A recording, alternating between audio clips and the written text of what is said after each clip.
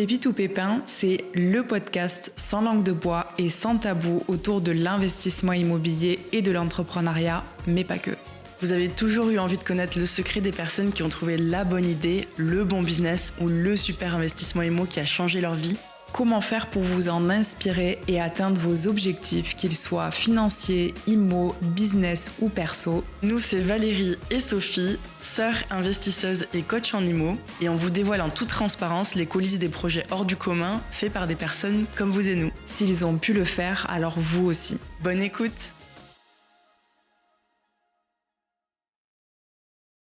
Hello Safia. Salut. Merci beaucoup d'être avec nous aujourd'hui. On est très contents. Merci à vous. Moi aussi pour l'invitation. Je suis très contente. D'autant que, comme je vous le disais, c'est mon premier podcast vidéo. Donc, je suis un peu stressée, mais en même temps, je me dis c'est bien, c'est une nouvelle expérience. Je vais voir si ça me plaît ou pas. Et en même temps, on est confort là, ça va. Ouais. Petites chaussures. Enlever les chaussures. Vous m'avez bien reçu. C'est vrai. Vous m'avez bien reçu. On est à l'aise. Bon, ouais, très bien. Est-ce que tu peux te présenter très rapidement? Est-ce que tu peux nous expliquer un petit peu ce que tu fais? Parce que tu portes quand même pas mal de casquettes. C'est vrai. Tu fais pas mal de choses et tu as quand même évolué, tu as fait plein de choses sur les années. Donc, est-ce que tu peux nous expliquer un petit peu qui tu es, ce que tu fais? Alors, tu veux la version courte, genre en quelques lignes, ou tu veux vraiment peut-être un peu plus de détails? Tu peux donner un peu plus de détails, non? Alors, tu peux donner des détails ou alors tu peux nous donner la version courte et ensuite on peut te poser des questions sur un petit peu plus les détails pour que tu ailles un peu plus en profondeur parce que bien sûr on a envie de tout comprendre parce qu'en fait le but c'est d'expliquer un petit peu aux personnes bien sûr qui tu es, ce que tu fais, mais aussi de pouvoir leur montrer que on n'avait pas tous une idée hyper précise de ce qu'on voulait faire avant de se lancer, qu'on n'était pas, les business qu'on a aujourd'hui ne ressemblent pas à ce qu'ils étaient quand tu t'es lancé et que du coup c'est pas très grave de pas savoir au début. Donc Ok, très bien, je vois. Du coup, je suis une ancienne juriste d'entreprise qui aujourd'hui vend de la formation en ligne. Alors principalement sur le podcast, c'est pour ça que je suis connue. J'ai d'ailleurs écrit un livre aussi là-dessus, mais aussi après pour l'emailing et tout ce qui touche au contenu de manière générale, parce que c'est ce que j'aime faire. En fait, j'aime créer tout le temps plein de trucs sur plein de formats. Donc je suis partout, j'ai un blog, j'ai un podcast, j'ai une chaîne YouTube, j'ai mon compte Instagram parce que voilà, j'aime la diversité du truc. Et disons que ma mission première, ce serait de donner toutes les clés aux gens pour qu'ils puissent de leur côté se construire la vie de leurs rêves, en tout cas leur version à eux, peu importe ce que c'est, que ce soit dans le privé ou dans le professionnel. L'idée, c'est que je puisse avoir une petite pierre à l'édifice là-dedans et que je puisse leur donner, à partir de ce que moi j'ai appris, de la matière pour avancer. Génial. Mais moi, là, je dirais que la première question qui me vient déjà, c'est que, après dis-moi si je me trompe, mais le côté juriste et donc juridique est quand même très structuré, très droit, hein, on va dire. Qu'est-ce qui fait que tu es arrivé dans un côté beaucoup plus créatif et beaucoup plus dans libre et libre. Moins de code, moins de structure, ouais, on va dire, ça. parce que la création de contenu et les formations et tout le digital, c'est vachement plus libre à l'interprétation, je veux dire, de chacun. Et ouais, comment t'es arrivée là-dedans? Alors déjà de base, j'ai un esprit très brouillon, très fouillis, etc. Donc j'ai besoin de structure. Genre j'ai besoin d'avoir des lignes, des limites, un cadre pour être efficace. Sinon je vais dans tous les sens et j'avance jamais. Mais en fait j'ai choisi de me lancer dans cette carrière-là parce qu'en sortant du bac, en fait moi je connaissais pas l'entrepreneuriat. Je savais pas que ça existait. Pour moi être chef d'entreprise, c'était un homme blanc vieux qui a hérité ça de sa famille ou alors qui a travaillé dur, etc. Et à aucun moment je pensais qu'il y avait des chefs d'entreprise qui étaient tout seuls dans leur entreprise et qui travaillaient de chez eux en fait. Je n'en connaissais pas. Donc ça n'a jamais été un objectif de vie. Et donc en sortant du bac, je me suis dit, c'est très débile. Mes amis sont partis en fac de droit et je me suis dit, j'y vais aussi. Donc j'y suis allée. Bon, entre-temps, eux, elles ont arrêté, elles sont parties dans autre chose. Et en fait, moi, comme je savais pas ce que je voulais faire, en fait, je suis allée jusqu'au maximum. Donc j'ai fait mon M2, j'ai refait un MBA ensuite en me disant, ok, c'est ma dernière chance. Après, je vais devoir vraiment travailler. J'ai commencé à travailler et en fait, j'étais donc juriste d'entreprise et je travaillais à Rueil-Malmaison qui est dans le 92 et moi j'habitais dans le 60, donc je mettais environ 2 heures de trajet à l'aller et au retour tous les jours, donc j'avais beaucoup de temps, énormément de temps. Ouais, c'était très très long. Et en fait, c'est comme ça que j'ai commencé à me renseigner sur les blogs. Et je m'étais dit, ça va être un hobby, le truc. Genre, j'ai besoin d'un truc un peu fun parce que le juridique, c'est pas ouf. Enfin, ça me plaisait pas spécialement. Mais bon, j'étais en mode, il me faut un CDI. J'étais matrixée. Il me faut un CDI, il me faut un travail bien payé. On s'en fout si je l'aime ou pas. Voilà, c'est l'objectif. Et en fait, j'ai commencé à me renseigner sur les blogs. J'ai commencé à lancer un blog en 2016. Et en fait, j'aimais tellement ça que je m'y suis donnée à fond. Genre, j'écrivais tout le temps. Je pense que je publiais 6 articles par semaine. J'étais vraiment à fond de fou, mais j'avais du temps en même temps pour écrire. Et ça a marché en fait hyper vite. Et c'est ce blog-là qui m'a ouvert ensuite à Internet et à toutes les opportunités et à tous les métiers, au freelancing, à tout ce que les gens faisaient en fait de chez eux. Et c'est comme ça en fait que j'ai découvert tout ce qui était un peu graphisme, la création de contenu en fait sous toutes ses formes. Et je me suis dit c'est génial ce truc. Je sais pas encore où ça va me mener. Mais j'ai envie de tester et j'ai envie de tenter le truc. À ce moment-là, j'avais 26 ans et je me suis dit, en fait, c'est le bon moment. Si j'ai envie de tester, de faire des conneries, de perdre, entre guillemets, des années, c'est le bon moment pour. Ouais. Donc, dès que j'ai commencé à gagner un peu d'argent avec le blog, j'ai dit ciao, vie de juriste, en espérant ne plus jamais y retourner. Et j'y suis pas retournée depuis. Donc, voilà. Génial. Oui. J'allais dire, comment est-ce que tu as réussi à monétiser ce blog? Enfin, à quel moment c'est arrivé, ça, du coup? Alors, donc je l'ai lancé en 2016 et déjà en fait quelques mois après, vraiment en janvier, genre en début d'année. Moi j'aime bien les débuts d'année, genre les 1er janvier, tout c'est ma cam, genre j'adore. Genre même le podcast, je l'avais lancé en début janvier. Vraiment c'est mon truc, j'ai besoin de ça. Les gens n'aiment pas les résolutions, mais pour moi ça marche bien.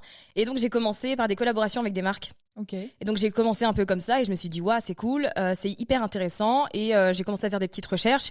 Je suis tombée sur des blogueuses américaines et en fait elles faisaient des rapports de revenus où elles détaillaient toutes les façons dont elles gagnaient de l'argent. Et en fait c'est comme ça que j'ai découvert l'affiliation. J'ai découvert les produits digitaux parce qu'à l'époque, quand j'achetais une formation, c'était écrit, tu vois, c'est pas des formations vidéo comme aujourd'hui, ouais. Hyper bien pro et tout, c'était vraiment du texte, genre c'était voilà. Une page Word limite que ouais, c'était limite ça. Ouais, c'était vraiment ça et je me suis dit ouais, mais c'est trop bien et tout. Et en fait donc j'ai fait des petites collaborations, j'ai fait un petit peu d'affiliation, ça marchait mais pas de là à me faire des revenus. Et en fait, il y a un truc qui avait bien fonctionné pour moi et qui m'avait aidé à développer mon blog, c'était Pinterest. Genre le truc était trop sous-coté et en fait moi j'avais une stratégie de contenu sur Pinterest, genre mon blog il était trop visité, genre rien que mon compte Pinterest il y avait genre plus de 3 millions de vues mensuelles et sur mon site j'en faisais 200 000 par mois, c'était une dinguerie, vraiment c'était trop et j'étais en mode en fait c'est facile, donc ce que j'ai fait, j'ai écrit un article pour expliquer aux gens et en fait je recevais plein de questions et je me suis dit ok je vais en faire un e-book PDF. Et donc j'ai fait comme ça un PDF qui faisait 80 pages, genre je l'ai tapé sur Word comme une dingue et tout. Ensuite j'ai fait ma petite mise en page sur Canva, à l'époque c'était tout nouveau, il y avait pas encore trop de templates et tout. J'avais fait ça, je l'avais mise dessus et je l'ai vendu. Alors j'ai créé ma micro-entreprise en septembre 2017. Avant ça, je faisais du portage salarial. En gros, j'étais considérée comme une freelance, mais en tant que salariée. Du coup, pour les gens qui ne savent pas. Mais en fait, ça me prenait trop de charge. Donc, je me suis dit, vas-y, c'est bon. Il me faut un big step. Genre, je lance la micro en septembre. Je lance cet e-book en novembre 2017. Je le tarif à 9,99. J'ai l'impression de demander 1 000 € aux gens. Genre, je suis en mode... c'est pas possible, personne va acheter. Et en fait, j'avais déjà une liste email parce que comme j'étais blogueuse, j'avais déjà développé tout ça. Et donc, j'envoie un premier email de vente. Et genre, sur le premier mois, j'ai vendu 121 e-books. Et j'étais en mode, what? Wow. Donc, c'était à 9,99. Donc, je suis pas devenue riche. Mais à ce moment-là, je me suis dit, ça a ouvert le champ des possibilités dans ma tête. Ouais. Et je me suis dit, il y a des trucs trop cool à faire à ce niveau-là. Et en fait, c'est comme ça que j'ai commencé à développer. Il y a eu pas mal de bouche à oreille parce que les gens le testaient, avaient des résultats. Et en fait, ça m'a fait de la pub. Et du coup, j'ai commencé à me lancer dans l'infoprenariat de cette manière, tout en gardant à côté une activité de blogueuse. En fait, je continuais un peu les deux. Donc, j'ai commencé à gagner de l'argent de cette manière-là. Putain, mais c'est assez ouf. Et en plus, ça allait hyper vite. Et j'ai l'impression que c'était relativement fluide. En plus, toi qui n'avais pas un background de marketing, de communication, de digital du tout, comment est-ce que tu as appris du coup toutes les ficelles de ce métier? Enfin, Pinterest, comment est-ce que tu as appris la stratégie Pinterest, même le blog, etc. Enfin, tu as des personnes qui sont plus créatives que d'autres, mais est-ce que tu t'es formé à certaines techniques ou non, tu t'es un peu lancé et ça s'est fait au pif Alors, ce que j'ai remarqué dans mon parcours, c'est que je me suis jamais formée pour lancer le truc. C'est que j'y suis toujours allée en mettant les mains dans le cambouis et en testant 1000 choses. Et ensuite, à un moment donné, je me suis dit, tiens, je vais acheter une formation pour voir si c'est bien ce que je fais et s'il y a des trucs à améliorer que je ne sais pas. Et donc, au final, j'ai vraiment appris sur le tas en regardant les autres, en regardant comment ils faisaient, les images, les liens, la façon dont les contenus étaient construits et tout. Et en fait, c'est en reproduisant ça de mon côté, parce que j'avais pas d'argent de toute façon pour acheter quoi que ce soit à l'époque. Donc c'est un peu en faisant de cette manière-là que j'ai appris. Et à chaque fois, en fait, tout ce que j'ai lancé, j'ai d'abord testé moi-même. J'ai besoin de ça. J'aime bien faire les trucs par moi-même. Genre, j'aime pas qu'on m'explique les choses. Donc je lance les trucs en testant. Et après, si je sens que j'ai besoin d'aide ou de me rassurer, là, je vais me former avec une formation, une masterclass ou quoi. Mais limite pour te rassurer alors que t'as déjà toutes les réponses, quoi. Ouais, à chaque fois que j'ai acheté, j'étais en mode, mais putain, j'ai dépensé de l'argent pour rien, là. Mais déjà, cette information. C'est ça. Non, mais c'est assez ouf. Et donc, du coup, le moment quand t'as décidé de quitter ton taf et le moment où tu t'es lancé, Est-ce que tu as eu des moments enfin, tu étais dans quel état d'esprit? Est-ce que tu as eu des moments quand même de doute où tu t'es dit, putain, en fait, Qu'est-ce que je fais? qu'est-ce que je fais? Est-ce que, enfin, et pareil, ton entourage, qu'est-ce qu'il disait? Est-ce que t'as flippé un peu à des moments ou non, tu allais. Ouais, c'était la flip totale. D'autant que moi, ma famille m'a pas du tout soutenu dans cette décision. C'était en mode, mais elle est folle, qu'est-ce qu'elle a? Qu'est-ce qu'elle fait là? Elle était juriste et elle va se lancer sur Internet, personne ne comprenait ce que c'était. Donc j'étais un peu le chat noir de ma famille en mode, mais ça va pas du tout là. Ressaisis-toi et tout. Donc voilà, ça a été compliqué, genre beaucoup de friction déjà familiale. À chaque fois que je discutais avec mes parents ou mes oncles, c'était en mode, alors tu vas te chercher un vrai travail? J'étais en mode, je suis en train d'expérimenter là. Donc c'était hyper compliqué à ce niveau-là. Genre j'étais pas du tout soutenue, j'étais un peu seule. Mais heureusement j'avais mon copain qui est devenu mon mari aujourd'hui, qui lui m'a toujours dit, fais ce qui te plaît, teste. Et en fait, il était là pour payer le loyer parce qu'au début, certes, j'ai fait un bon lancement avec cet e-book. Ça a marché 2-3 mois. Ensuite, j'avais pas de stratégie. Je savais pas ce que c'était le marketing. Donc, il y avait des mois où j'arrivais pas. Genre, je faisais 300 €. Ensuite, je refaisais 800. Puis après, je refaisais 600. Et j'arrivais pas à stabiliser les choses. Genre, 2018, ça a été, 2018 et 2019 d'ailleurs. Ça a été compliqué. J'ai vraiment eu du mal à vivre de mes produits, en fait. Ouais, de mon activité. Donc, lui, heureusement, était là pour me soutenir. Mais c'est vrai qu'au bout d'un moment, moi, à la fois, j'étais frustrée parce que je sentais que j'avais quelque chose qui marchait, mais que j'arrivais pas à monétiser. Mais en même temps, j'avais tellement peur de faire plein de trucs que du coup, je m'empêchais et que je faisais pas grand-chose. Je me donnais pas la peine que ça fonctionne vraiment jusqu'à ce que j'ai un déclic. Et c'était en 2019. C'est à ce moment-là où moi, mon activité de blogueuse influenceuse, entre guillemets, elle marchait très bien. J'étais souvent invitée. En plus, j'étais dans la niche voyage. Donc, je voyageais tout le temps gratos. C'était très cool. Vraiment. C'était très, très bien, mais j'étais pas payée. Et donc l'année commence et donc je fais plein de collaborations, je vais en Martinique, je vais à Miami, vraiment je vis ma meilleure vie, je rencontre des gens incroyables, mais je gagne pas d'argent. Et on arrive au mois de juin et je fais un chiffre d'affaires de 350 € parce que j'étais tellement au voyage que j'avais pas le temps de parler de mes produits. Et là en fait ça a été un électrochoc, je me suis dit ça fait 2 ans que je suis en micro-entreprise, je peux pas continuer comme ça, genre il faut vraiment que c'est bon, je vais pas vivre au crochet de mon mec pendant toute la vie. Donc, au bout d'un moment, voilà, je suis pas payée. Donc, il va falloir que je prenne une décision. Et en fait, c'est à partir de là où je me suis dit que je me suis prise au sérieux, si tu veux. Et je me suis dit, à la fin de l'année, tu fais un choix. Soit tu te lances à fond dans l'activité d'influence et de blogging, de blogueuse. Soit tu te lances dans l'infoprenariat et tu vas vraiment creuser ce que tu as commencé à lancer, tu vois, 2 ans en arrière. Et donc, je m'étais dit, je m'étais laissé le temps quand même. Donc, j'ai fini mon année. J'ai bien profité de tous les voyages qui me restaient à faire. Et je me suis dit, allez, là, je me prends au sérieux. Et ça a été, en fait, en 2020. Genre, j'arrive en janvier 2020 en me disant, là, je fais vraiment les choses. Janvier encore. Ouais, bien sûr, toujours.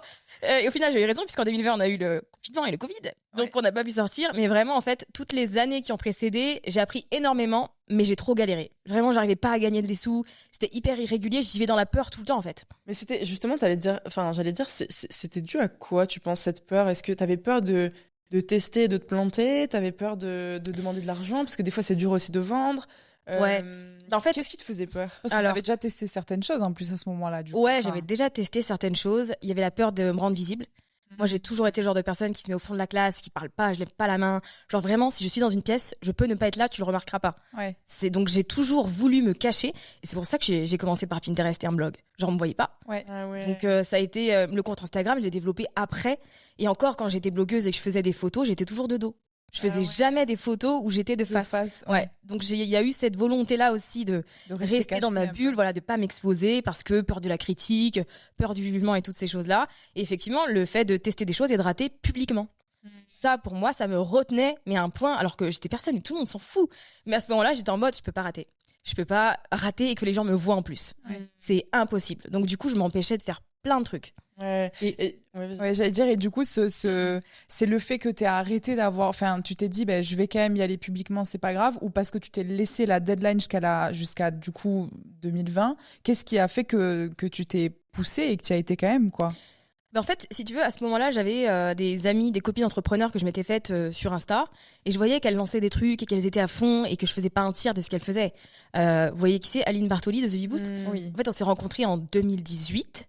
Et donc, c'est devenu mon amie assez rapidement, en vérité. Et quand je la voyais, je me disais, mais je fais pas un tiers de ce qu'elle fait. Genre, est-ce que j'ai vraiment envie de faire ça? Parce que ça se voit pas. Donc, je me suis dit, au bout d'un moment, si tu te lances dans ce truc et que tu décides d'arrêter une de tes 2 activités, il faut que tu le fasses pour de vrai. Ouais. Et donc, je me suis dit, je vais faire des choses qui vont me faire sortir de ma zone de confort. Donc, j'ai commencé l'année 2020 en faisant une masterclass, un espèce de workshop en présentiel que j'ai totalement foiré parce que je n'étais pas préparée, que j'avais peur. C'était un workshop Pinterest, du coup, que Pinterest avait organisé et tout, dans leur bureau. Ah ouais. Il y avait 40 personnes, j'avais jamais fait un exposé de ma vie, moi. C'est pas du tout. Donc, voix qui tremble, vraiment, j'étais pas à l'aise. Toute la présentation. Par contre, dès qu'il a fallu répondre aux questions des gens qui étaient présents, là, il y avait pas de problème. Je tremblais encore un peu, mais j'avais repris mes émotions. Donc, je vis ce truc et je me dis, je suis une merde. Je referai plus jamais ce genre d'exercice. C'est terminé. C'est pas mon truc. Et en fait, juste après, je me dis, ouais, je peux pas m'arrêter sur ce truc où je me sens nulle. Ouais. Et donc, il faut que je fasse un truc nouveau. Et donc, j'ai refait une masterclass, mais cette fois-ci en digital. Ok. Et ça s'est bien passé. Ouais, parce que du coup, tu le fais dans le confort de ta Exactement. maison, tu le fais Ouais. chez toi, dans ta bulle, et Ouais. tu vois pas les 40 visages en face de toi, quoi. Exactement. Donc, du coup, ça s'était mieux passé, ouais. Ouais. Et du coup, comment est-ce que tu t'es décidé à faire ces transitions de voyage à, du coup, infoprenariat quand même? Parce que t'avais mis le pied un petit peu dans l'infoprenariat, mais qu'est-ce qui t'a fait décider d'aller à fond dans cette voie-là plutôt que d'aller à fond dans Sur la l'influence. voie influence? En fait, j'aimais pas l'idée de dépendre des marques pour gagner de l'argent. Mm. Je voulais pas, parce que je travaillais avec des marques qui étaient OK pour me payer et d'autres non. Et je me disais, je peux pas vivre ma vie comme ça, en fait, en attendant des autres que mes factures soient payées. Et donc, je me Ouais. suis dit, la seule solution, c'est que je construise un truc moi-même Ouais. et pour moi. Et comme j'avais appris plein de trucs et j'avais fait énormément de choses, je me suis dit, en fait, j'ai plein de choses à partager. Donc, je teste sur cette voie-là. Et à la limite, je m'étais dit, si ça fonctionne pas, ça me fait pas peur. Je retomberai sur mes pattes à un moment donné, quoi. Mais dans l'idée, je m'étais dit, il faut que puisse me reposer sur moi-même et que je puisse être responsable de l'argent que je vais pouvoir gagner à la fin du mois. Ouais. Ouais. Et du coup, comment est-ce que t'as pivoté ton offre, en fait, par rapport à tes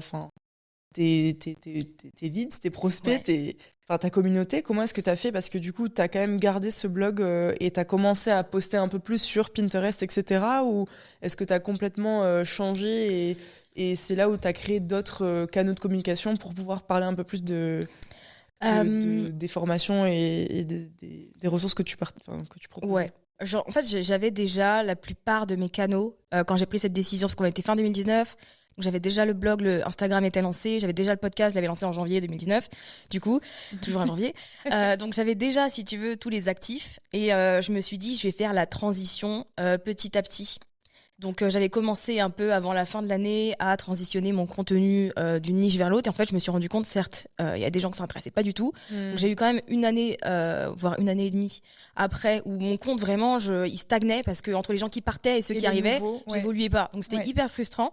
Ouais. Mais en fait, je me suis dit que j'allais faire ça de manière progressive et que j'allais tester aussi de lancer de nouveaux produits. Parce qu'à ce moment-là, j'avais mon petit e-book Pinterest, je l'ai transformé en formation en ligne. J'ai créé des vidéos, etc. Et je me suis dit, il faut que je lance un nouveau produit pour venir marquer, mine de rien, cette transition. Et donc, c'est là, encore une fois, que mon amie Aline me dit, est-ce que ça te branche qu'on fasse une formation sur le podcast? Et je lui dis, ok, d'accord, faisons ça. Et ensuite, on est confinés, du coup, en 2020. Et elle me dit, bon, désolée, je travaille sur un coaching de groupe de ce qui deviendra la BSB Academy, du coup, plus tard. Donc, j'ai plus le temps de faire cette formation sur le podcast. Ça te dérange pas de le faire toi-même? J'ai dit, ok, vas-y, je le prends. Donc, je reprends tous nos slides, tous nos trucs, je retravaille. Et en fait, je lance cette formation-là. Et alors, sauf erreur de ma part, il n'y avait pas de formation francophone sur le podcasting quand j'ai lancé la mienne en mai 2020. Peut-être qu'il y en avait. Si c'est le cas, je m'excuse. En tout cas, je lance ça en me disant, ça va m'aider dans mon développement de catalogue, en fait. Ouais. Et en fait, ça cartonne. Genre, ce truc-là, je le lance à la sortie de confinement. Genre, je me souviens, c'était le 11 mai 2020. C'était le premier jour de mon lancement. Et mon objectif, donc moi, sur le début de l'année 2020, vu que je mettais plus d'énergie dans ma communication et dans mon marketing, j'arrivais à gagner des sous. Je gagnais 2000, 3000, 4000, voilà, c'était mon max. Et j'étais trop contente, déjà. J'étais trop fière. J'étais en mode, c'est bon, ça y est, j'y suis et tout. Et donc, je lance cette formation et je me dis, là, je fais tout de nouveau. Donc, j'ai des affiliés. Je prévois toute ma stratégie de contenu. J'enregistrais mes stories à l'avance. Donc le jour J, j'avais juste à les mettre en ligne. J'avais des posts, j'avais des épisodes de podcast. J'avais fait une masterclass également. J'avais prévu différents bonus aussi à certains moments pour donner envie aux gens. Et je me dis, c'est mon lancement, je fais 10 000 euros. Genre 10 000 euros, c'est l'Eldorado un peu au début quand tu te lances. T'es en mode, waouh, tu te dis, je vais devenir riche. Pas du tout. Mais tu te dis, je vais devenir riche avec ces 10 000 euros. Donc je fais ce lancement. Et en fait, les 10 000 euros, je les atteins en 48 heures. Wow. Et je me dis, ok, qu'est-ce qui se passe? Donc je continue et en fait j'ai fait un lancement à 30 000 euros. Ce qui est une dinguerie absolue. Donc moi j'ai jamais eu autant d'argent sur mon compte. Et je suis en mode, Qu'est-ce que je fais? waouh. C'est bon, mic drop. Voilà. C'est fini. En fait il y a eu deux facettes. Il y a eu un côté, je suis la reine du monde, qui me peut. J'assure, tout se passe bien, c'est trop bien, je suis trop contente, j'ai enfin les fruits de ce que je fais depuis des années et tout. J'ai réussi à construire un vrai truc. Et de l'autre côté, en fait, j'avais trop peur. Parce que je me suis dit, en fait, les gens, ils vont dire que c'est de la merde. Genre, ils vont me dire, mais ta formation, elle est nulle à chier. Et en fait, on a le droit de dire des gros mots. Ouais, t'as le droit, carrément. Et en fait, à chaque fois que j'ouvrais ma boîte mail et que je recevais un mail, j'avais peur que ce soit quelqu'un qui me dise, ta formation est nulle, rembourse-moi. Ah oui. Genre, c'est de la merde ton truc, tu me rembourses. Et donc, c'est pas arrivé. Au final, les gens étaient très contents. Et donc, je fais ce premier lancement-là. Et donc, ça me donne une énergie, une visibilité. Et en plus, genre, 2 semaines avant que je fasse ce lancement-là, Forbes France fait un article, 7 podcasts à écouter. Et en fait, je suis dedans. Non, Donc, du coup, c'était... Ça t'a donné un coup de boost encore en fait, plus. tout s'est aligné pour que je réussisse ce lancement, entre guillemets. Et en fait, c'est à partir de ce moment-là où je me suis dit, OK, je suis capable. Je peux le faire. Genre, moi aussi, je peux vivre de mon activité. Moi aussi, je peux construire un truc, etc. Donc, ça m'a donné ça a ouvert un nouveau chapitre, on va dire, où là, je me suis autorisé beaucoup plus de choses qu'avant. Ouais, parce que t'avais peut-être un peu moins ce syndrome de l'imposteur, parce que t'avais enfin la validation de ça marche, les gens reconnaissent que ça marche. Enfin, il y a les chiffres pour le prouver, il y a les retours clients pour le prouver. Et t'as un truc comme Forbes qui te met aussi dans un classement. Enfin, c'est quand même une dinguerie. C'est trop ouf. Et donc, du coup, ensuite, qu'est-ce que ça a été la suite? Est-ce que t'as continué sur ce lancement de la formation podcast? Voilà, comment est-ce que t'as vu l'évolution par la suite Ça a été dur, en fait, parce que le fait de gagner de l'argent, ça m'a fait naître plein de peurs. Et du coup, j'ai travaillé comme j'ai jamais travaillé de ma vie. En plus, on était confinés. Donc, moi, je sortais pas, je travaillais 7 jours sur 7. Genre, j'ai fini l'année 2020, riche, mais sur les rotules. Donc, j'étais en mode, j'ai fait mes premiers 100K, ce qui me paraissait inimaginable. Genre, pour moi, jamais de la vie. Ce nombre, je le verrai un jour. Au final, ça a été la première fois que je l'ai fait. Et donc, j'avais lancé d'autres formations. J'ai fait plein de choses. J'avais lancé plein de produits. Ça m'avait donné beaucoup de confiance.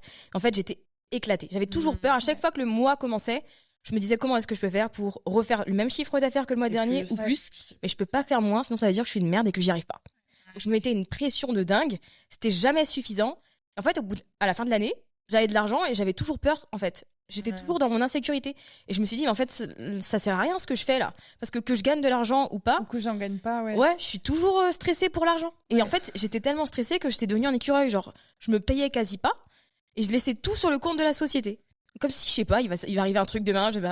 Voilà. Et en fait, j'étais devenue, franchement, je me suis rendu compte de tout ce que j'avais à travailler à ce niveau-là, de tout le manque de confiance que j'avais. Et donc, j'ai décidé en 2021 de ralentir, de me faire coacher, de travailler sur toutes ces choses-là. Donc, voilà, je me suis concentrée, on va dire, sur l'année 2021, sur le fait de stabiliser ce que j'avais construit sur l'année 2020. Donc, j'ai fait ça, j'ai développé le podcast, j'ai commencé à faire plus d'interviews, chose que je faisais pas avant. Moi, c'était un podcast vraiment juste moi, parce que j'avais peur d'interviewer des gens. C'est vrai? Ouais, j'ai peur de tout. En fait, je fais des choses. Quand même. Ouais, j'ai fait des choses. T'as peur, mais t'as quand même fait énormément de choses, quoi. En fait, t'as juste débloqué il y a eu des nouvelles peurs qui sont arrivées. Parce que t'as réussi des choses, donc il y a des nouveautés qui sont arrivées, mais à chaque fois, t'as réussi à les surmonter, quoi. Après un temps, ouais. En fait, j'ai toujours ce truc où j'ai peur, donc ça me bloque. Puis au bout d'un moment, je me dis, en fait, non, c'est nul là. Qu'est-ce que je fais? Je le fais quand même. Donc j'y vais. Ça veut pas dire qu'aujourd'hui, à l'heure où je vous parle, j'ai plus du tout peur de rien. J'ai encore peur de me foirer publiquement. J'ai encore peur d'être exposée. Voilà, j'ai encore plein. Sauf qu'aujourd'hui, ça m'empêche plus en fait de faire les choses. En tout cas, ça empêche moins qu'avant de faire les choses. Et c'est vrai que donc sur 2021, je développe mon podcast Build Yourself. Je suis contactée par une maison d'édition qui me propose d'écrire un livre. Moi, je crois que c'est un sketch parce qu'en fait, je reçois un message sur Instagram. C'est un compte perso. Genre, c'est une nana qui me dit, voilà, je m'appelle X, je travaille à la maison d'édition Vibert. J'ai un projet d'écriture, est-ce que tu veux en parler? Et moi, on me propose tout et n'importe quoi sur Instagram. Vraiment, je reçois des DM, c'est n'importe quoi. Et je me dis, bon, c'est bizarre. En fait, à aucun moment dans ma vie, je me suis dit, j'ai envie d'écrire un livre. Parce que pour moi, les gens qui écrivent des livres, les auteurs, les écrivains, c'est des Victor Hugo, c'est des Molière, c'est pas des Safia Gourari. Donc j'étais en mode, quoi, moi, impossible, genre je suis personne, j'ai rien, donc ça m'a jamais traversé l'esprit. Et au final, quand l'occasion s'est présentée, je me suis dit, pourquoi pas. Parce qu'au final, c'était un livre sur le podcast et je le maîtrisais, le sujet. Donc je me suis dit, ok, je vais faire ça. Donc je me suis rajouté ça en plus, qui n'était pas du tout prévu. Donc le livre est sorti 1 an après, donc ça a été hyper intense. Ça a été un rythme assez tendu. En fait, quand j'ai signé le contrat, je l'ai signé en novembre 2021, et je devais rendre mon manuscrit en avril 2022. Mais en plus, du coup, comment ça se passe, ça? Genre, en mode, tu signes et puis bam, 6 mois plus tard, il faut que tu produises le livre. Grosso Mais modo. t'apprends à écrire, parce qu'il y a quand même, enfin, on t'apprend pas à écrire un livre. Enfin, je sais que t'avais d'accord. un blog avant et que tu savais forcément très bien écrire, mais c'est quand même un autre Oui, bébé, c'est quand même un pas un livre, quoi, ouais. Comment est-ce que, enfin, du coup, t'étais accompagné quand même par quelqu'un de la maison d'édition ou comment ça se goupille, ça? Ouais, en fait, j'avais mon éditrice qui était là si j'avais besoin, si j'avais des questions, si j'avais envie de lui soumettre des choses, mais en fait, c'était juste moi et moi-même. Donc, moi, j'ai pris le truc. Ouais. Donc là, le syndrome de l'imposteur qui revient full Voilà. force. en Alors, mode. voilà. Après, je vous le disais tout à l'heure en off, et moi, je travaille dans l'urgence. Genre, si la deadline, elle est pas bientôt, pas de problème. Donc, je signe en novembre, je fais ma petite vie, je continue, je fais mes lancements, je lance des offres et tout. On arrive en 2022, pas de problème. Et là, au mois de début mars, je reçois la couverture du livre. Non. Je n'ai pas écrit le livre. Mais non. Ouais, et là, je me suis dit, J'ai 2 mois pour le pondre. Ouais, je me suis dit, là, t'abuses. Là, vraiment, c'est trop. Genre, t'abuses vraiment. Donc, j'ai annulé tous les rendez-vous du mois de mars. Et en fait, du lundi au presque samedi, je travaillais sur le livre. Tous les jours. Je me faisais des 8 heures de journée où je travaillais sur le livre. Et en fait, ce que j'ai fait, c'est que j'ai repris la structure de ma formation en ligne sur le podcast. Et je l'ai adapté à un bouquin. Mais ça a été... En fait, l'avantage, c'est que c'était un sujet assez scolaire, entre guillemets. Donc, comment dire, le sommaire était assez logique. La progression, etc. Donc j'ai juste réfléchi à comment j'avais envie que les gens le prennent. Est-ce que je voulais des exercices? Est-ce que voilà, j'avais envie des petits points mindset, etc. Donc j'ai travaillé. Franchement, j'ai souffert. Mais Tu m'étonnes. donc je l'ai rendu. Attends. Et en fait, moi je pensais qu'une fois qu'il était rendu, c'est bon, ciao. Genre, Tu le retravailles, non, avec eux après? bien sûr, je savais pas. Je t'ai dit après, Je me suis dit c'est bon, passe je à retourne autre à mes trucs parce que là j'ai perdu 1 mois et demi sur tout ce que j'avais à faire. Donc voilà, j'étais en mode je y retourne. Pas du tout. Il y a 36 000 relectures en fait. Il y a une correctrice. Il y a tout le monde. En fait, tu retrouves des fautes tout le temps. T'as l'impression que ça s'arrête jamais. Que du coup, tu sais pas écrire, donc du coup, Mais- tu remets en question, mais en fait, merde. C'est ça. Et donc, il y a même un moment où je recevais le manuscrit, genre, le lundi à midi, et on me disait, faut le renvoyer demain 18h. Attends, tu dois te retaper toute la lecture. Alors que toi, t'as des trucs à faire dans ta journée quand même. Tu sais, ta journée est pas vide. T'as un Et job. ouais. En plus, en fait, je me suis rendu compte que c'était un travail d'être auteur. Du coup. Donc, Pour tous ceux qui veulent écrire un livre, du coup, genre, bloquez-vous l'année. quoi. ouais, franchement, ouais. Prenez du temps, essayez d'espacer, faites pas comme moi. Moi, c'était vraiment trop short. Je me rendais pas compte, en fait, je me rendais pas compte qu'il y avait aussi peu de temps pour écrire le livre, parce que je savais pas qu'il y avait autant de parties prenantes dans la Ouais. création d'un livre, Ouais. et que ça prenait énormément de temps, en fait, à partir du moment où le script est terminé. Donc, voilà, il est sorti le 30 ou le 31 août 2022. Mais Mais même, ça reste, enfin, je trouve que ça reste des délais hyper C'est courts. très Enfin, moi, dans ma court, tête, écrire un livre, ça prend 3 ans, quoi. Enfin, Ouais. rien que de signer, de devoir le pondre en avril, je trouve que c'est, enfin, t'as 6-7 mois, c'est hyper court. Bon, au final, Et tu après- l'as fait en 1 an et demi, donc c'est j'ai souffert. Et pour Mais- le sortir après, ouais, un Ouais, août, c'est- Ouais. enfin, c'est- Mais c'est- en fait, je me suis rendu compte après, effectivement, en discutant avec des gens, que c'était très court.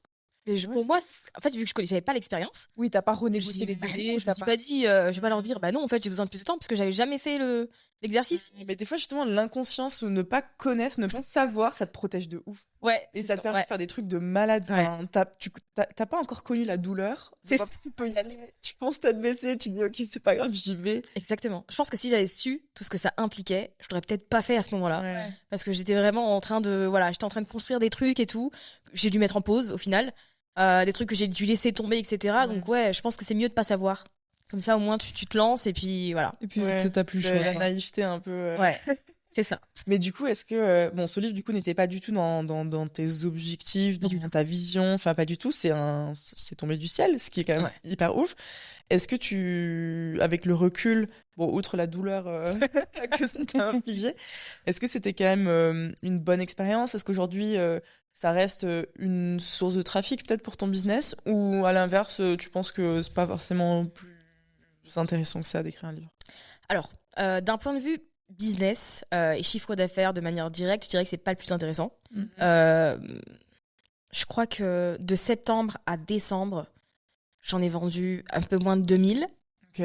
et j'ai gagné genre 1500 € net. Ah ouais. Ouais. Donc, Oui, c'est pas avec un livre. Déjà, que tu- voilà, quoi. c'est pas rentable. Ouais.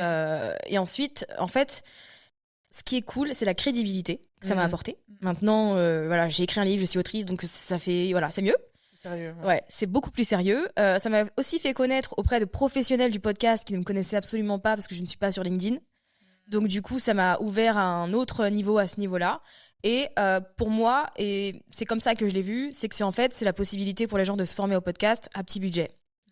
Et ça, c'est très cool. Parce que moi, quand je me suis lancée, j'avais pas d'argent. Et je sais que ma formation a de valeur. Mais je sais aussi que j'aurais jamais pu me la payer quand j'ai commencé, en fait. Ouais. Et le livre, il coûte plus une 19,90. Ouais. Et ça va. Tu peux l'acheter. Et dedans, honnêtement, j'ai tout donné. Genre, si tu le fais, si tu appliques ce que je te dis, tu lances ton podcast, tu as toutes les pistes pour le monétiser derrière. Ouais. Donc, ma volonté première, c'était ça. C'était pour tous les gens qui me disent oui, mais voilà, j'ai pas encore le budget, j'attends un peu. En fait, maintenant, je peux dire, j'écris un livre. Ouais. Et tu peux l'acheter n'importe où et ça va t'aider à te lancer. Ouais. Et par contre, il y a des gens qui m'écrivent sur Insta et qui me disent, en fait, je te connaissais pas, je suis tombée sur ton livre à la Fnac, je l'ai pris, j'ai bien aimé. Et ça, je trouve que c'est un truc qui est assez cool. C'est cool. Ouais. C'est plus rare quand même, mais je trouve que c'est très très cool pour le coup aussi cet aspect-là de me faire découvrir par d'autres personnes, quoi. Ouais, c'est clair. C'est toujours un canal d'acquisition qui. Oui. C'est toujours une vie, quoi. C'est en cool. plus. Et comme tu dis, je pense que la crédibilité quand même d'écrire un livre. Enfin, on en parlait aussi tout à l'heure pour Marie qui est passée sur la télé sur Qui veut être mon associé. Okay. Et c'est vrai qu'elle disait la télé, Qui veut être mon associé, c'est quand même une émission qui est assez regardée, mais il y a d'autres programmes qu'elle a mentionnés dont on n'a jamais entendu parler. Mais c'est quand même le fait de passer à la télé, même si l'audience est un peu en baisse, c'est quand même ouf parce que t'as une crédibilité. Un livre, c'est exactement ça. C'est genre parce que je pense que pour beaucoup encore aujourd'hui, même si les business en ligne, ça existe depuis plusieurs années maintenant et tout le monde, il y a plein de gens qui font ça, mais il y a quand même encore cette notion de, c'est du fake, c'est en ligne, c'est pas stable, dans 5 ans ça n'existera plus, ou justement c'est de l'arnaque ou blablabla. Le fait que tu aies écrit un livre, c'est quand même. Ça pose c'est en mode, c'est du concret. Et je pense que pour beaucoup de gens, c'est hyper rassurant de se dire c'est physique, c'est tangible, t'es dans un magasin physique, c'est cool quoi. Ouais, complètement. Et même rien que déjà d'un point de vue de ma famille, le fait que j'ai un livre, ça y est. Genre, ça fait un moment que je vis de mon activité quand même. C'est quand j'ai lancé le livre qu'ils ont été en mode ah ouais. Alors c'est bien ce que tu fais. Vraiment, ça rapporte que c'est clair. Je gagne pas ma vie avec, hein.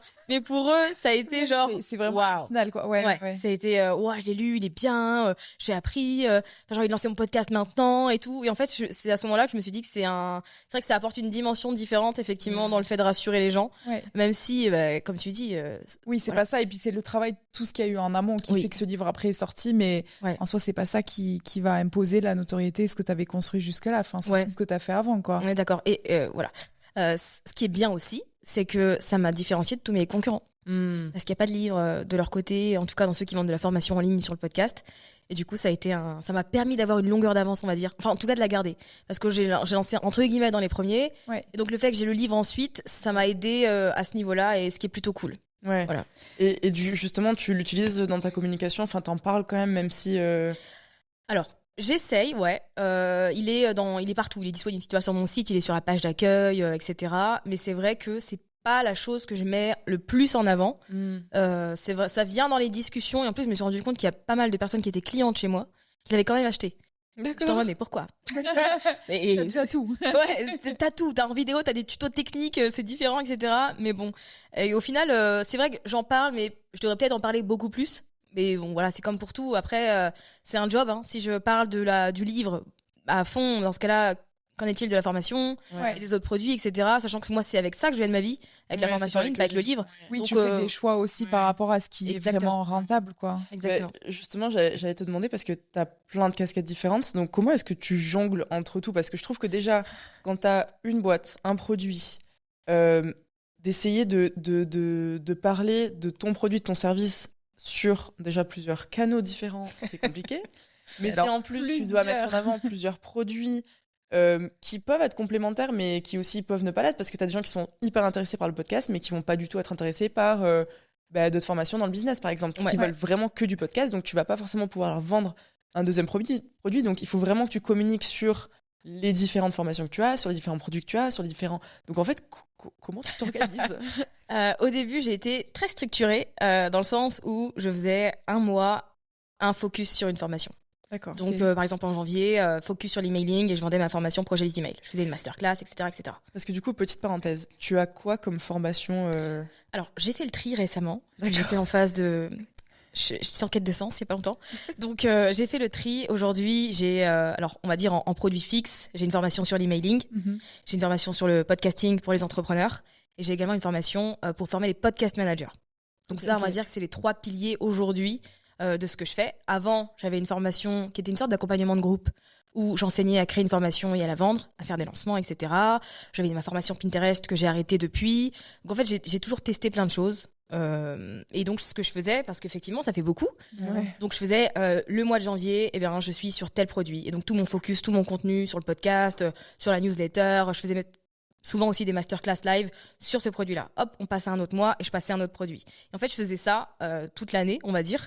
Donc ça me permettait aussi de varier. Et au final, avec le temps, ça m'a aidé à pouvoir construire mes tunnels de vente. Ouais. Donc aujourd'hui, c'est vrai que je parle plus tant de mes offres que ça. Mais parce qu'en fait, il y a tous les épisodes de podcast qui sont encore écoutés, etc. Et donc, comme il y a toujours un tunnel derrière, ben, ça me permet de continuer à faire en sorte que les formations vivent sans que moi, j'ai besoin d'en parler constamment. C'est fou. Ça. Oui, donc c'est par le biais des podcasts que tu fais que tu vas parler un peu plus d'une de tes offres, on va dire, et du coup que les gens continuent à tomber automatiquement dessus. C'est pas ta communication au quotidien qui fait. Moi, je suis la pire pour ça. Vraiment, je dis aux gens, ne prenez pas exemple sur moi. Genre, si tu regardes mon compte Insta, on dirait que je parle jamais de mes offres, on dirait que j'ai rien à vendre. Vraiment, on dirait que j'ai rien du tout. Mais en fait, c'est parce que tout le reste derrière, tout ce que j'ai fait depuis 2017, 2016, ça continue de tourner. Et genre, le podcast, j'ai pris une grosse pause cet été. Parce que j'avais besoin de faire le point. Et au final, je me suis rendu compte que le truc était encore écouté comme d'habitude. Genre vraiment tout tourne. Et après, je faisais aussi l'effort j'ai créé des playlists.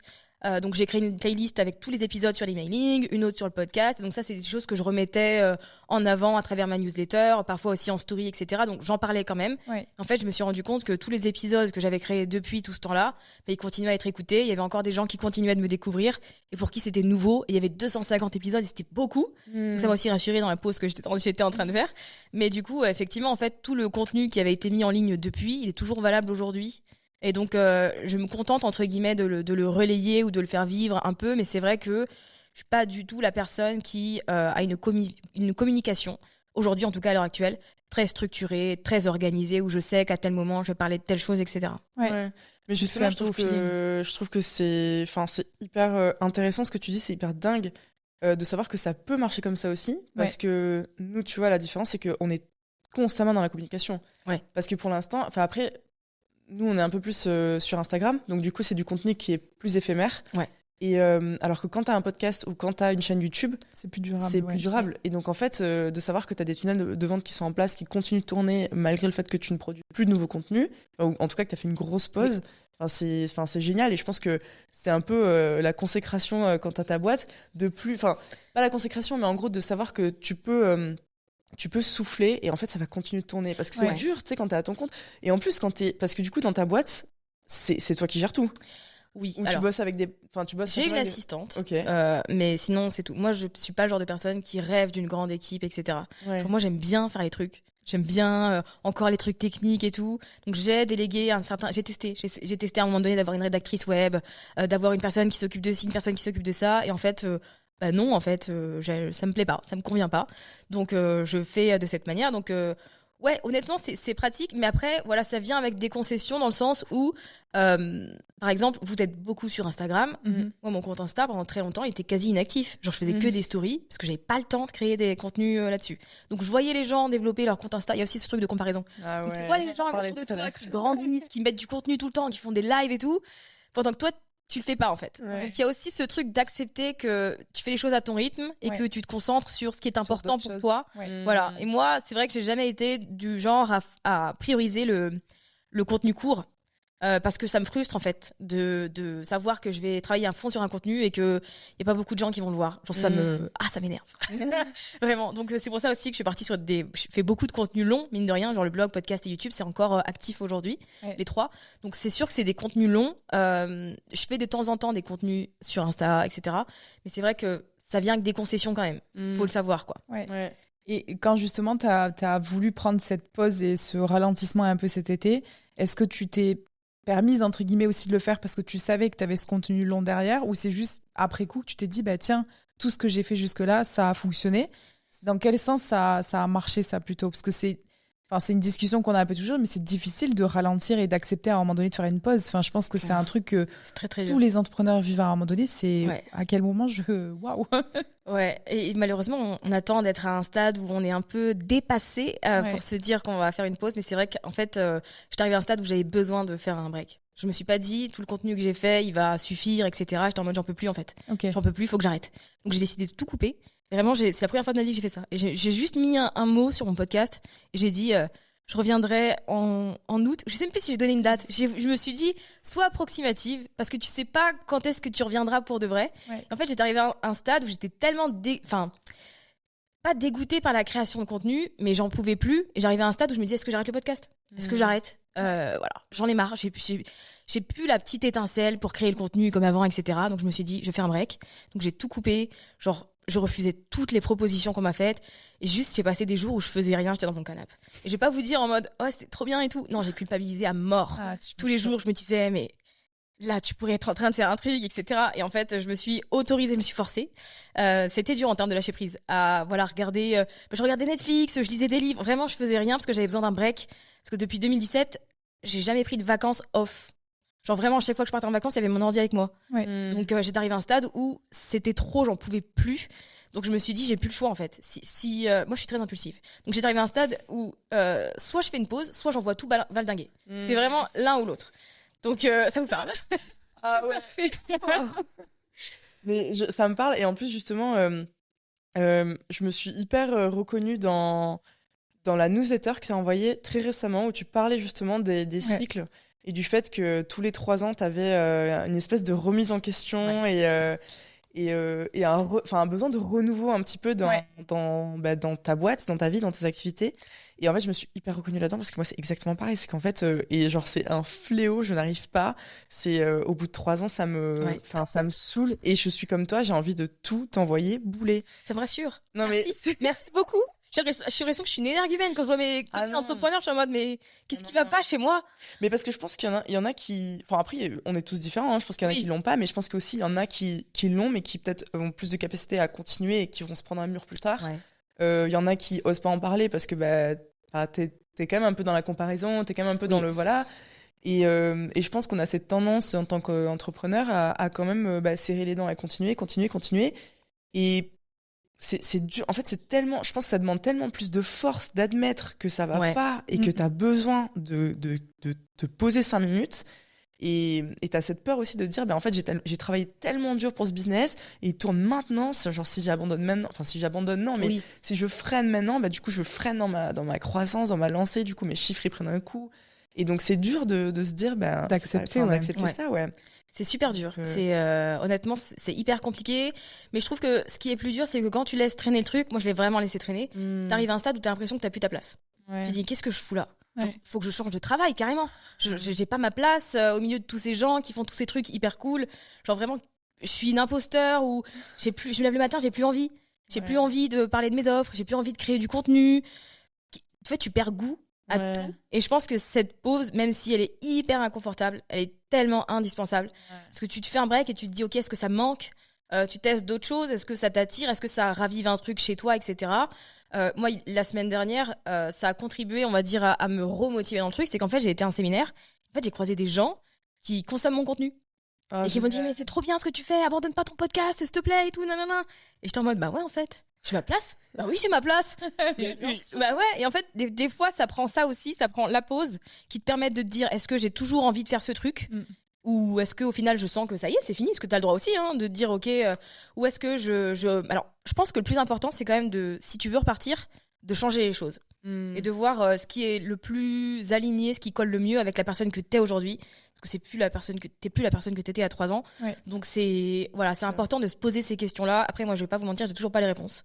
Je sais que y a des choses que j'ai envie de continuer, genre j'ai pas envie d'abandonner mon podcast, il y a plein de choses que j'ai envie de continuer à faire, d'autres que j'ai envie d'arrêter. Mais je sais pas, en fait, je sais ce que je veux plus, mais pas ce que je veux. Donc c'est hyper chiant. Les gens me disent, mais je sens de la peur là dans ce que tu dis. Et bien sûr que j'ai peur. Et bien sûr, je sais pas où je vais.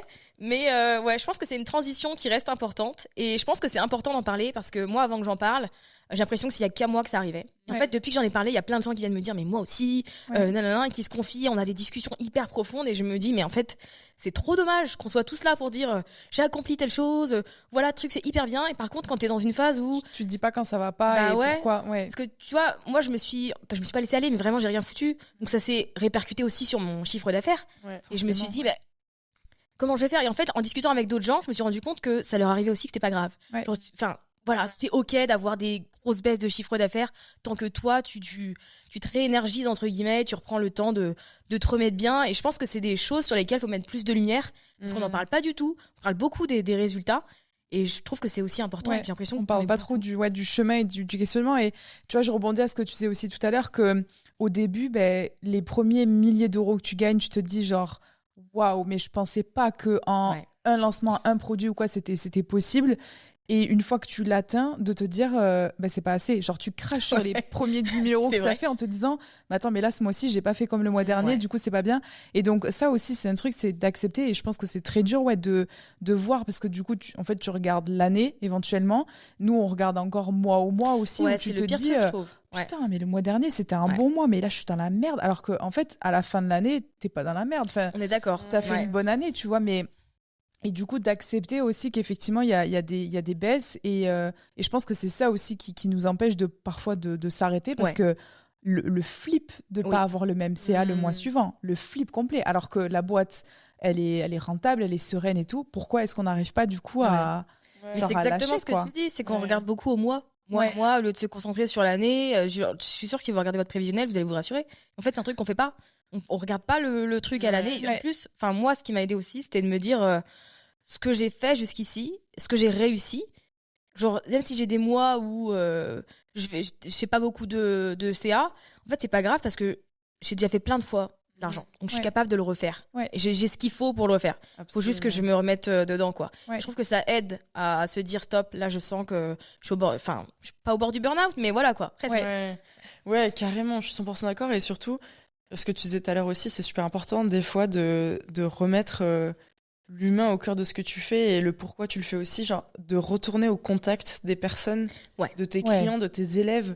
Enfin, nous, on le remarque pareil, parce que du coup, on est dans la formation aussi, mais... Et en fait, vu que c'est vachement digital, vachement de coaching à distance, etc., souvent, tu te rends pas compte.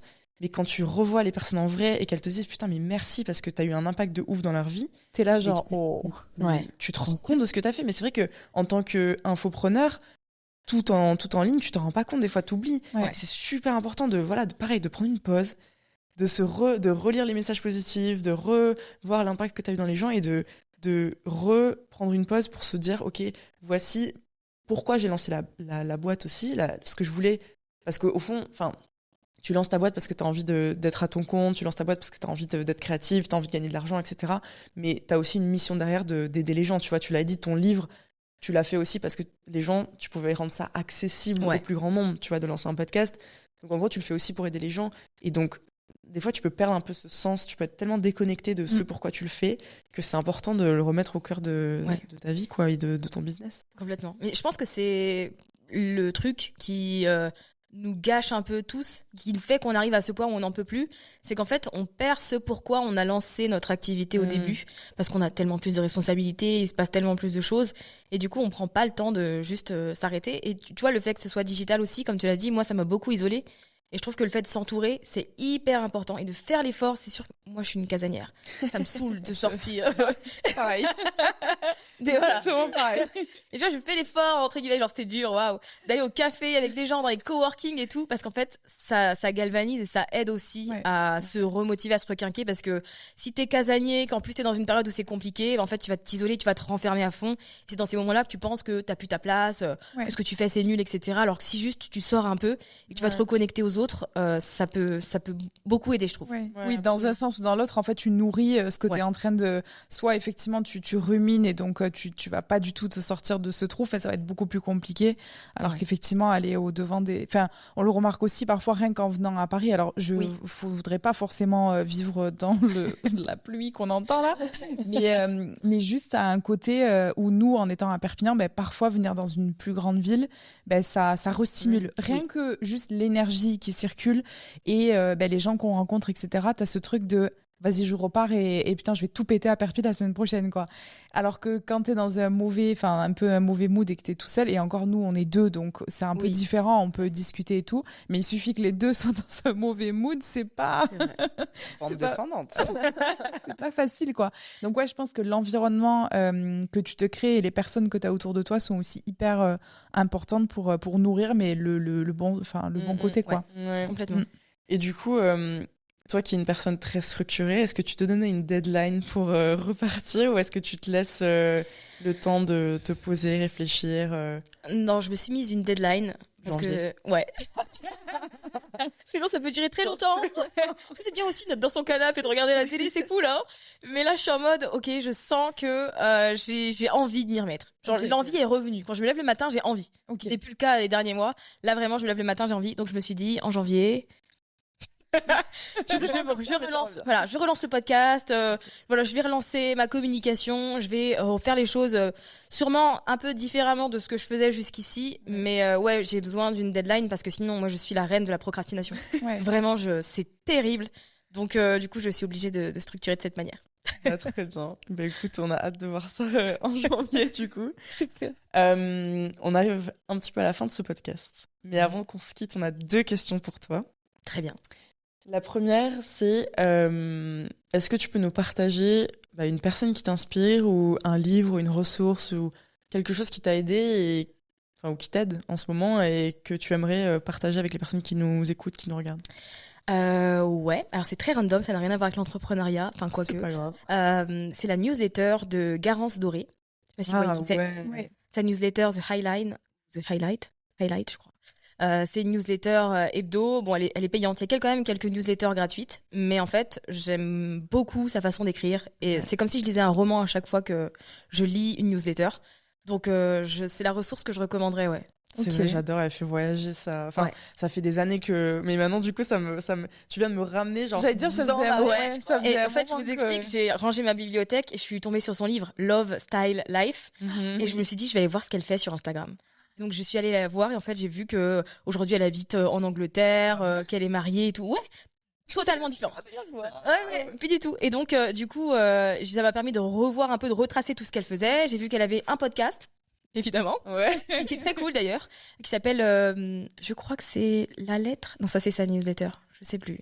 En tout cas, le rendez-vous. Voilà. Son podcast, c'est le rendez-vous. Donc, j'ai écouté son podcast, j'ai adoré sa vision en tant que, en fait, elle aborde les sujets du quotidien, mais du point de vue d'une femme dans la quarantaine, Ok. du coup. Fin de quarantaine, et je trouve que c'est hyper intéressant et moi ça me rassure sur énormément de choses. Et donc ensuite je me suis abonnée à sa newsletter et en fait elle est tellement intéressante. Enfin, Ouais. elle te permet de relativiser, elle aborde les choses avec humour, même les situations qui vont être les plus embarrassantes ou les plus effrayantes. Enfin, je trouve qu'elle est trop douée pour l'écriture et du coup c'est un moyen de s'évader que je trouve trop bien. Excellent. Génial. J'adore. Bah, écoute, on va aller partager, checker ouais. ça. C'est vrai que ça fait longtemps on n'a pas suivi ce qu'elle faisait, mais c'est ouf. On mettra dans la description aussi pour les personnes qui veulent aller voir et s'abonner à sa newsletter. Ouais. Et du coup, ma dernière question, c'est qu'est-ce qu'on peut te souhaiter du coup à toi et qu'est-ce qu'on peut souhaiter à ton business? C'est une bonne question. Je pense que ce qu'on peut me souhaiter, c'est... J'hésite, mais je dirais... On peut souhaiter plusieurs choses. Ouais, c'est pas qu'une chose, hein, on te souhaite Ouais. beaucoup de choses. Je pense qu'on peut me souhaiter de la confiance et de la clarté. Parce que la clarté, pour trouver enfin vers quoi j'ai envie de m'orienter par la suite, et ensuite me donner le courage d'y aller pour de vrai, quoi. Bah écoute, on te souhaite, On te tout souhaite ça en ça, tout cas. ouais. Et puis Merci on n'a beaucoup. aucun doute que tu arriveras à trouver la confiance et la clarté parce que tu as réussi à le trouver avant, donc tu vas le trouver, tu vas retrouver tout ça après. Et puis, du coup, rendez-vous en janvier 2024, j'ai envie de dire. Là, la pression. Et du coup, on mettra quand même en description les liens vers tes Ouais. réseaux sociaux et vers le Podcast. site, le podcast pour que les personnes puissent aller écouter, retrouver toutes tes ressources, toutes tes formations aussi. Merci beaucoup. Et merci à toi Merci, d'avoir ouais. passé ce moment avec nous. C'était très très chouette. Moi aussi, j'aurais aimé que ça dure plus longtemps. On C'est peut aborder clair. encore plein de Rien sujets. jamais assez. Ouais. On pourrait faire ça, y a pas de souci. En tout cas, merci et à très vite. Merci à vous. Salut. Merci d'avoir passé ce moment à nos côtés. On espère que vous avez trouvé l'échange du jour inspirant et qui vous a donné l'énergie nécessaire pour, à votre tour, passer à l'action dans vos projets. Si cet échange vous a plu, n'hésitez pas à nous mettre 5 étoiles et à vous abonner à ce podcast pour ne louper aucun épisode. Dites-nous en commentaire quel invité ou quel sujet vous aimeriez entendre une prochaine fois. On se retrouve la semaine prochaine pour un nouvel épisode. En attendant, vous pouvez retrouver nos tips IMO et Mindset au quotidien sur Instagram et sur YouTube en tapant Saving Sisters dans la barre de recherche. À la semaine prochaine!